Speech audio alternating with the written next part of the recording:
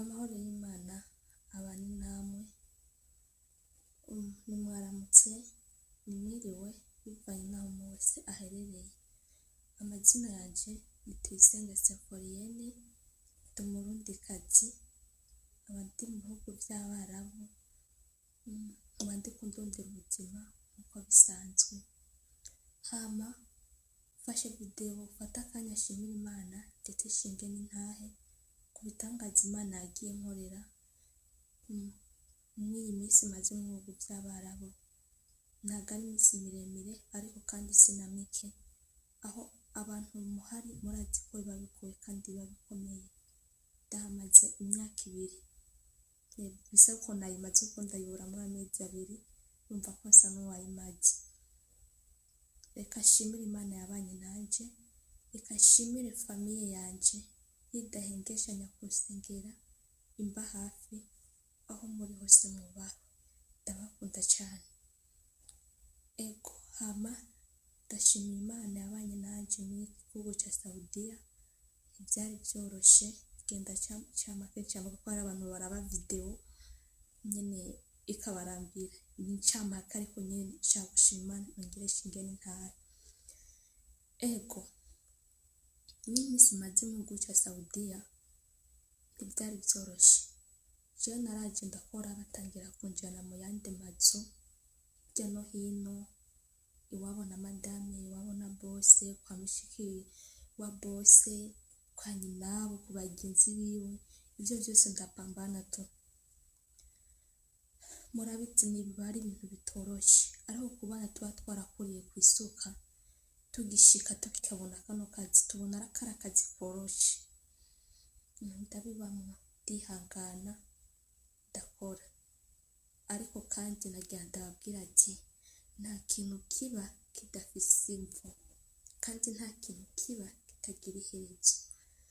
Uko nabibamwo, haragira igihe mbwira madame wanje ati madame ndaruha. Kwanza sinamubwira madame, babuja wanje ndamwubaha, ndamuhamagara ngo ni mama, urumva kino cubahiro namuhereje. Yego ndamubwira mama ndaruha, ndagwara. Aho hari mu gihe maze kumenya ururimi, tangira kumbwira ko uri kutabimbarira, ko uri kutagirana, ndavuga nari nzi ko wari ubizi. Rero bantu b'Imana, tangira kugabanuka uko. Haciye igihe niho boss wanje aza kumbara ati arashaka umukozi ndamurangiye, ndavuga avuye mu Burundi, ko ntazinanye n'Abanyarwanda, ko ntazinanye n'Abakenya canke aba Uganda, avuye mu Burundi. Impamvu namubwiye uko, nahoze numva bavuga ngo ati abakozi bava mu gihugu kimwe bavuga ururimi rumwe ngo ntibanemera ko baramukanya ku bantu turi muri konta. Niko nahoze ndavyumva. Rero vyari bintangaje kumva ngo ndamuronderera umukozi ndamurangiye avuye mu gihugu je mvukamo. Niyo mpamvu rero ndamubajije uko, arambwira ati ego ndarondera umumama araho, ndamubwira atwa pasiporo, nako aratubwira pasiporo yiwe ahantu iri, aramuronderera visa, ndavuga vya bintu biriseriye, aramuronderera visa, arasafira araza. Haciye igihe umugenzi wa madame nawe narambwira ngo ashaka umukozi ameze nka jewe. Aho ni hamwe bazi bagenda kuncunaguza mu mezi ya mbere, mpamvu nabwiye ko ata kintu kibura imvu kandi ata kintu kitagira iherezo, ko ahantu hose nagenda gukora, naho nari mbabaye naragerageza kunyegeza ububabare bwanje, nkakorana umunezero, nkakorana ubwitange, nkabireka nyine ko ataco bimbwiye, nkataha. Arambwira nawe nakeneye umukozi ameze nka jewe, ndavuga ati okay, ndarondera nawone mu Burundi, ndamuhereza ifoto n'uyu, kandi nawe ndabahereje yaba ari uwo nyene, sinigera bambwira ngo ko bari banyizeye. Baramuronderera visa, bararungika kontra, byose baramutaburiza, araza. Baca mu bigo ntibaza mu binyegero, baca mu ma office, uko sinari kubemerera ko baca mu binyegero. icyo nakora nabahereza ati n'uyu, bakamucisha mu ma office akazi mu mategeko. Yego wabaye ugira kabiri, haciye iminsi nyina wa madame nyene arambwira ati nawe ni akeneye umukozi, nawe ni ndamuhereza, nawe narashika bari ku kazi.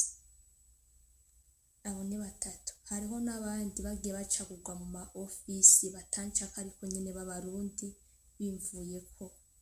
Iyi famille yakoramwo aba Filipini, yakoramwo aba Sri Lanka, yakoramwo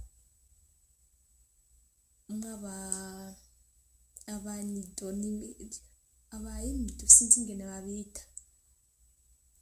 Bredisi ntabwo ndacibuka yakora uwo muntu yakora babona madame.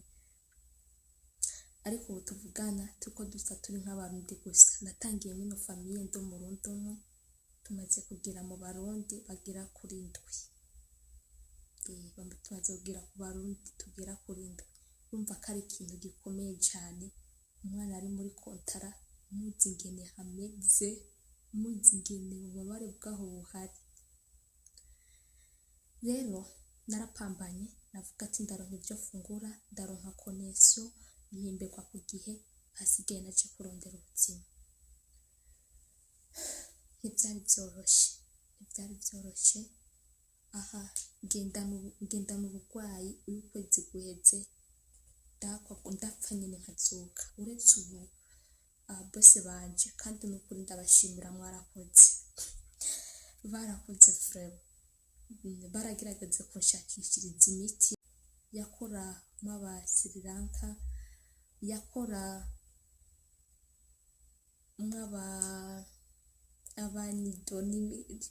abanido sinzi ingene babita. Bredisi ntabwo ndacibuka yakora uwo muntu yakora babona madame. Ariko ubu tuvugana turiko dusa turi nk'abarundi gusa. Natangiye mino famille ndi umurundi umwe, tumaze kugira mu barundi bagera kuri ndwi. Tumaze kugira ku barundi tugera kuri ndwi.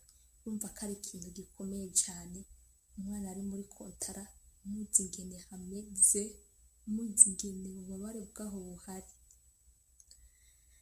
Rero narapambanye, navuga ati ndaronka ibyo fungura, ndaronka connection, mpemberwa ku gihe, hasigaye naje kurondera ubuzima.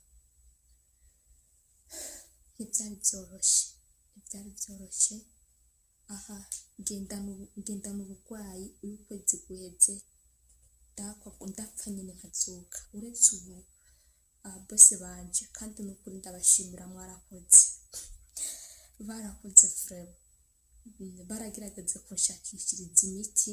Iyo miti uko ubwo burwayi bufashe buri kwezi ndayifata. Ubwa mbere nafata ikirindi kimwe ku munsi, ariko ubu byariyongereye kandi fata ikinini uko iminota 30 yeze niko camira ikinini. Ni ibintu bitoroshe, numva ndi umuntu acika intege vuba, banaruye indege naratashe. Rero ndashimira Imana yo yakomeje kubana nanje, ikamfata umutima, nkakomera, nkaguma, nkapambana. Iyo myaka ibiri simba ngombe ndayimare. Niteka kuri jewe, niteka ku muryango wanje, niteka ku gihugu canje naje mvamo. Mana yo mujyumve ko ndayishimiye. Hama hari impanuro ntonya nagombe ntange kandi kizire gutinya umwarabu. Ubona kuri mukuri kwawe, rwanira ukuri kwawe. Narageze aho mbona kumenga gupfa nopfa, ndananirwa nari umwana w'umuntu. Ndabwira ndabaho, barankangira ngo turagutahana. Mwarabu ntaza gukangira ngo ndagutaburira itike, ahubwo ntiyabikubwira turisha gushe. Ndamubwira nta kibazo, ni mu ntahane. Maze kuvuga no ntahane, acambwira ngo tugutwara kuri office. Aho narindi wabona madame nase gukora ko yari inzu nini, etage igeretse gatatu, yakoramo abakozi babiri, nkaca ngenda kuyindanza namo ndi umuntu umwe. Ibyari byoroshe abantu b'Imana. Ndavuga umuntu warakore office wankuye mu Burundi, je ntwanguze kuri office wankuye mu Burundi niyo ntwara. maze kumubwira uko ahise aza habibi iki n'ibiki arambwira anyakanisha gosha aranyicarika arampoya arampiki ahubwo mu mwanya muto nagiye mbona azanira telefone aho nari nkuje amezi 3 Samsung ishasha reka inzire gutinya mwarabu wowe urwaye mbwira ndagwaye abantu ngo mwicishwa n'inzara ngo ntimufungura ubibona atekurye yaruriye rimwe naho ukabona aravyaruye utora isafuriya uca utekurye akwaje ko iki watetse none sinja reka inzire gutinya mwarabu nivyo nacishije mu ncamake ariko Imana wo mu ijuru ndayishimiye ko yabanye nanje ivyari vyoroshe kandi ivyo ndazi biba hake mugire umugisha muhezagirwe dukomeze no kwihangana kuko turi mu kwezi gutoroshe kuba gukomeye Imana ishishikare kubana natwe ndabakunda cyane murakoze rero ndabashimiye inshuti zanje